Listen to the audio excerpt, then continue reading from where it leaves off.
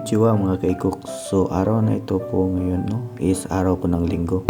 So ngayon po is may plano po tayo magsimba sa araw po na ito.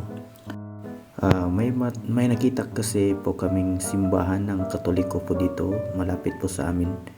So naisipan ko po ngayon sa araw po ng linggo na magsimba doon. Baka may makakita tayo ng ating mga kababayan mga Pilipino dito sa aming lugar sa Ichinomiya, Japan po. So malapit lang po mga ka-ekoks almost 15 to 20 minutes lang po yung lakaran po dito patungo sa simbahan po ng Katoliko na nakita po namin galing doon sa aming apato. So ngayon po naglalakbay po tayo. So oras po ngayon is alas 9:21. So magsisimula yung simba sa nakita ko po doon sa schedule nila na magsisimula yung misa is alas 10 pa. So ngayon po mga ka-ekoks is maaga tayong pupunta sa simbahan. Baka sakali naman makakita tayo ng mga kapwa natin OFW o Pilipino dito po sa simbahan na ating pupuntahan.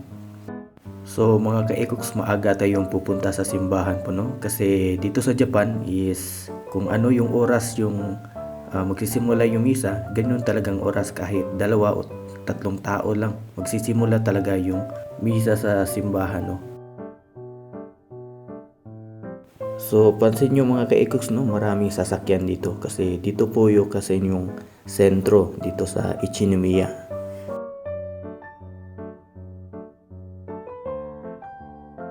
Pansin nyo po mga ka-ekoks yung nakasulat na nakakatakana at nakakanji. So ang meaning po niyan is Katoriko Kyokai po. So means po is Catholic Church. So dyan na po yung lugar na yung simbahang Katoliko po.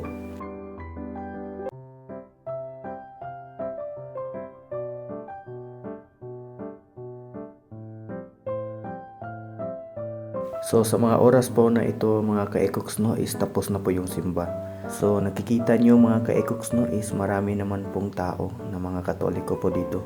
Marami pong mga Japanese po Meron ding iilan na mga Vietnamese. So dito mga ka-ekoks is namangha po ako sa pagkatapos ng simba is naglilinis talaga sila. At yan po nasa labas na po ako. At saka nakikita nyo po ito may rebolto naman po ni ating Panginoon na si Jesucristo. So dito po guys is ihati daw po ako ng ating kapwa Pilipino po sa ating apato. So binigyan pa ako ng pasulubong po shout out po kay Ate Lels yung kapwa Pilipino po natin na hinatid po ako dito sa apato. Maraming salamat po Ate Lels sa kabutihan niyo po na hinatid niyo po ako kasi umaambon kasi. So dito po nakauwi na po ko mga ka-ekoks.